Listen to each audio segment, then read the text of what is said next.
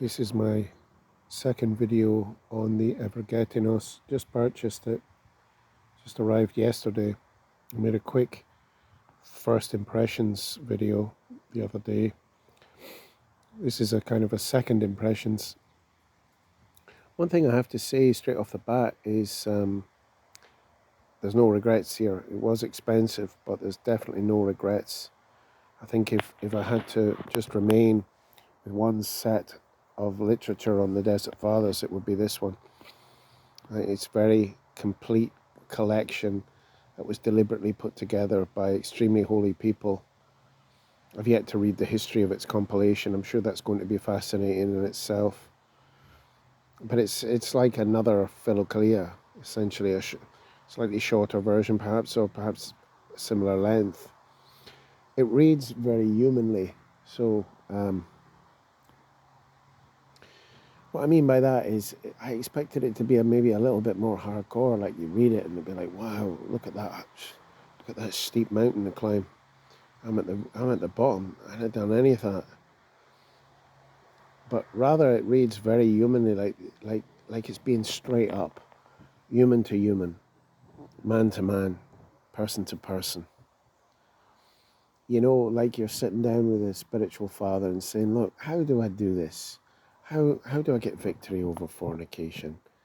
You know, this is doing my nut in. How do I overcome it? And, you know, it's in this text, volume 4.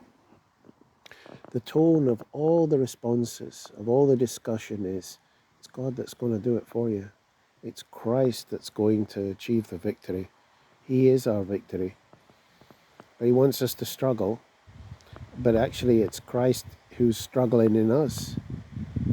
And so there's none of this kind of ascetical machoism that, you know, sometimes people tar, well, the Desert Fathers with. Actually, it doesn't read that way. It reads very humanly, like very sincere men of God having earnest discussions, exposing their humanity honestly onto the page, saying, look, how, and getting great answers, very human answers.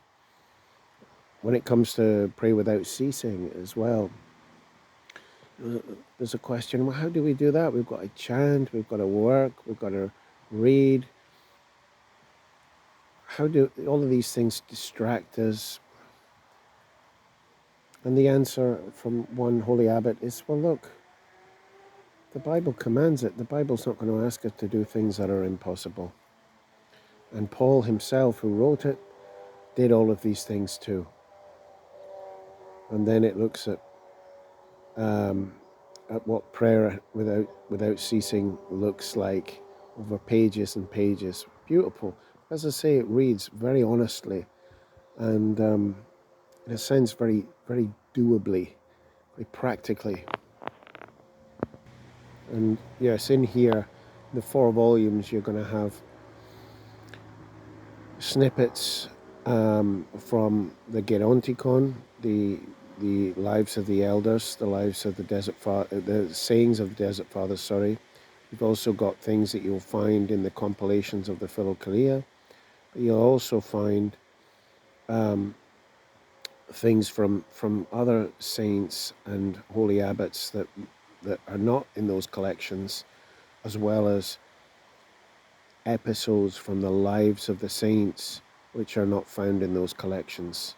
So it really is a great treasure. That's just 2 of the volumes there as I sit and enjoy this autumn sunshine.